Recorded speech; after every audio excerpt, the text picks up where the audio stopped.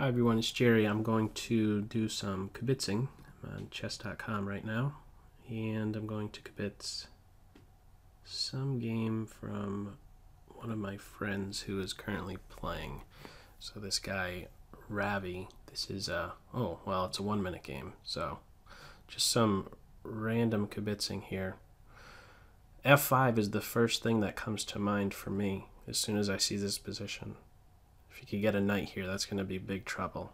Time-wise, they're pretty even. This is a weak square, so somehow trying to get the knight here takes a while. Maybe knight d2, f1, e3, even with the rooks off, even in a simplified position. As long as he's around, if he could get to this square, I think it'd be really good. So the a-pawn is just dropping right here. Less than 20 seconds for Ravi. About a 100-point difference rating-wise. This pawn is falling, isn't it? Well, he's on his way. Knight c2. Gotta get him to this square somehow. The queen and knight tandem are really, really strong, and now this is game over. g4 and a pin there. And simply trading down. So as long as black is fast enough, this is going to be a win. Right? We'll jump over to another game right after this one. I'm pretty sure black is not going to have any problems, although 5.3 seconds. Can you do it? I'd really be wanting as black to just gobble up all these pawns and make sure you get the draw. 0.6. Oh my goodness, white won. Okay, that happens. All right, let's try another one here. Maybe there's a 5-minute game. It doesn't show if there's a 5-minute game, what type of game they're playing, but let's try somebody else from this list. Refresh the status here. Let's try this guy. Intel Core. So this is a 3-minute game. Okay, so finally could actually have a moment here to breathe, to think about this one. Material is not looking too good for Team Black. Some disaster apparently happened here. Time-wise, also not looking too great so far. This is their 4th game apparently that they've been playing so far, 2-1. And now the queen is gone, just like that. And we're going to have resignation, aren't we? All right, let's try another one. Close out of that. And at the very end of this one, I'm not sure how many I'm going to be jumping in on. At the very end, I'm going to hop in on a top-rated game that's currently being played. Let's try somebody else, like this guy. All right, a 5-minute game. Okay, these are the things I think about first when I look at this position. First, I do a quick material count. And so far we're even. Black has the bishop pair, that's something to note.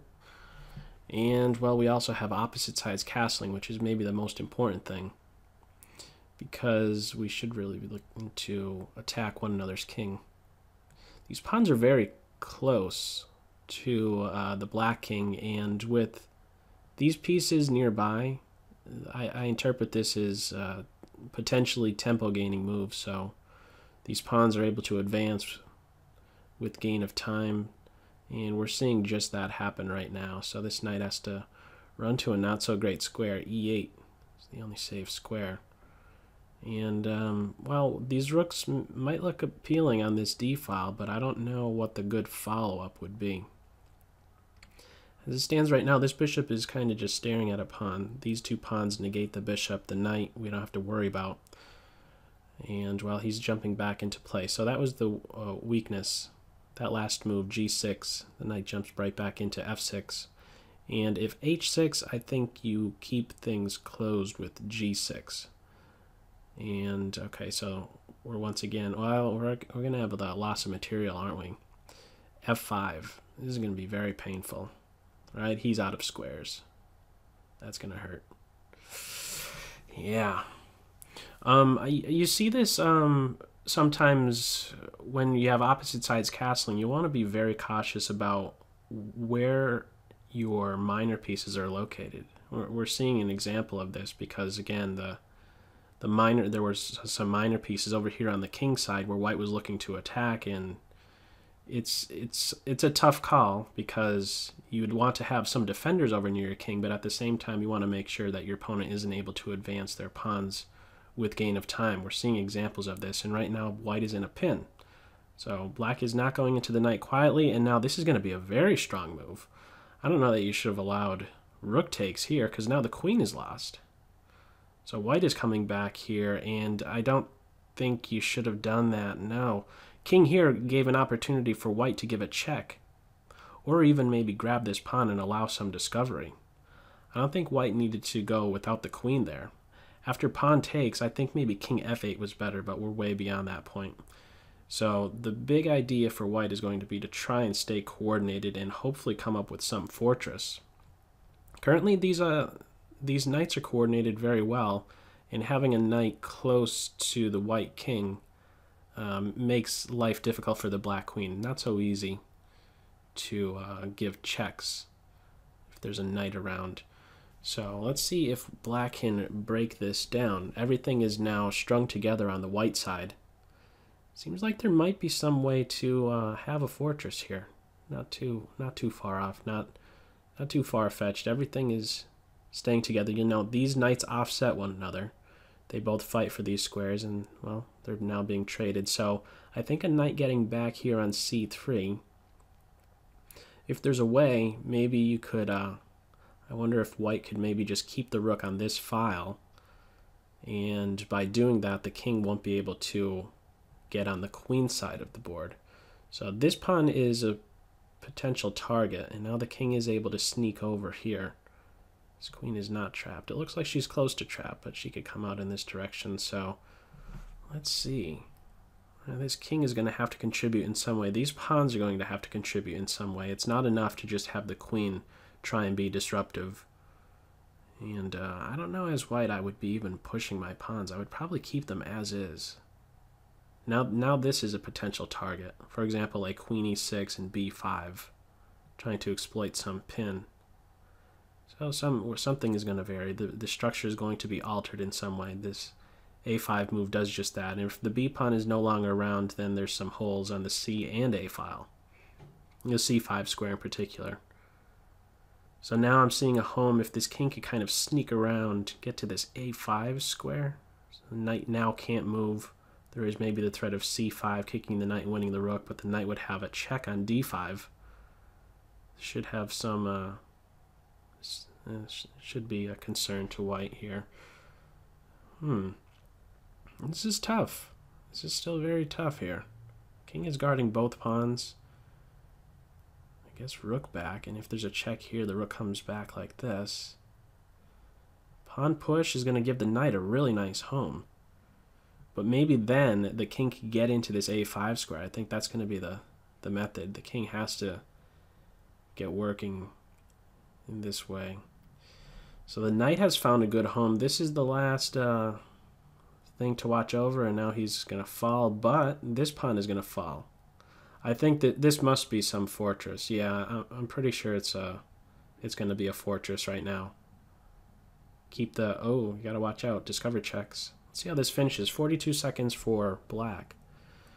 King c2. Well, oh. Okay, this is going to be a draw, right? Yeah, this is going to be a draw. If they both know how to play the king and pawn endgame here. Just kind of go back and forth. Neither one gives ground, and what an interesting hold here. Yeah, and it wasn't so easy to break down. Being down a queen there, we have a draw offer, and sure enough, that one is drawn. All right, let's actually jump right into one of the top-rated games that's currently going on. So let's see what one's currently going on. Let's take a look at this guy right here. He jumps right out, having the GM there, the GM title, and this seems like it came out of what? Came out of a Sicilian. If I could just go back really quick. This was the beginning of the game, so yes, we had the bishop b5 going for some Grand Prix-like attack here, looking to exchange dark square bishops and mate on h7. This knight is a very tough defender though, and c5 is now breaking down this structure, and well, black has pressure on b2, so white going straight for the kill, going all out on the king side. Bishop h6. This knight is still there, and now this knight has pressure. So how do you remove this knight is my question. There are some tricks with e5 knight here, but I don't feel that that's working. Is that going to be played? This is coming very fast. The queen's ready to take the knight. So e5. Well, maybe e5, queen takes knight, pawn takes knight. Then you're on h7. We're gonna see about that. minute 29. I'm sure these guys will play again. They've been playing. This is their 14th game right now, judging by the current score here.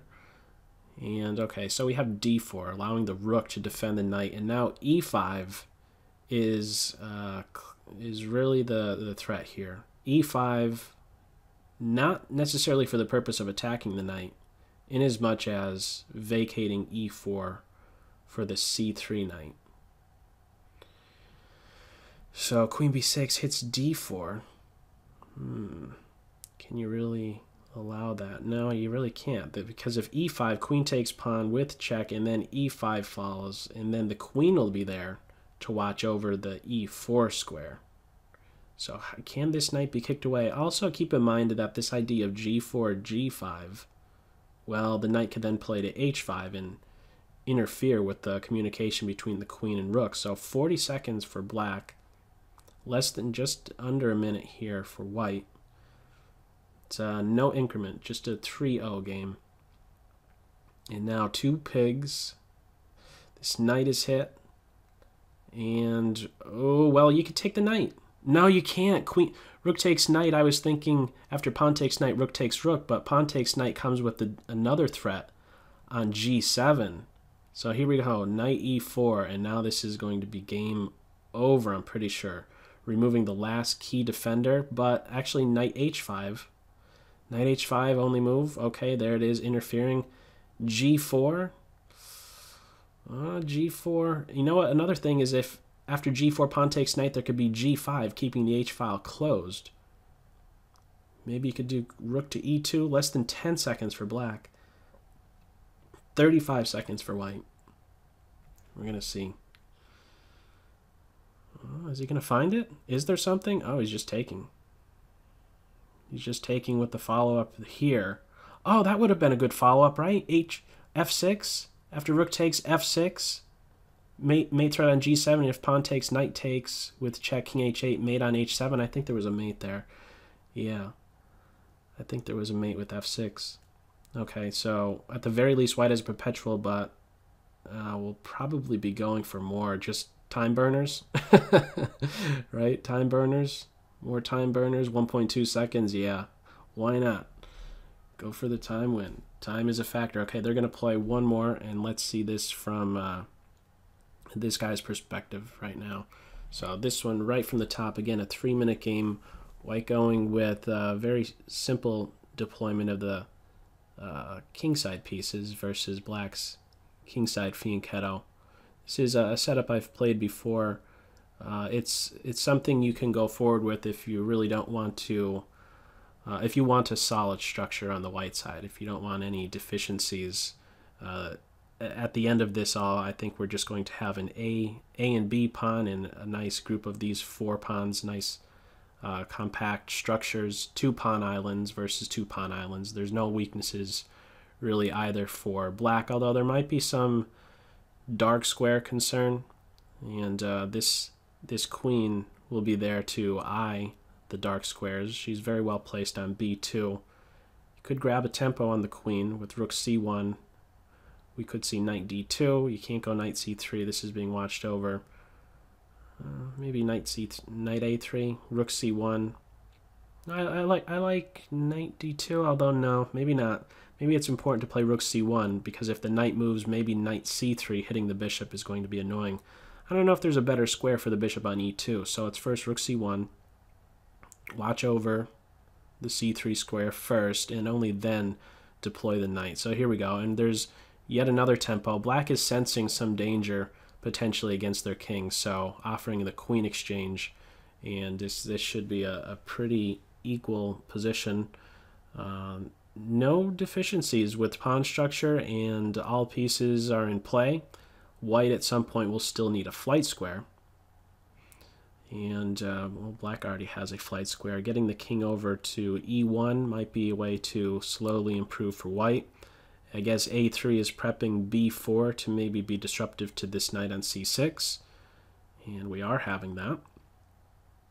And I guess this rook is going to get involved soon. Okay, so that's a sneaky move. Knight takes allows rook takes knight, getting a rook on this second rank.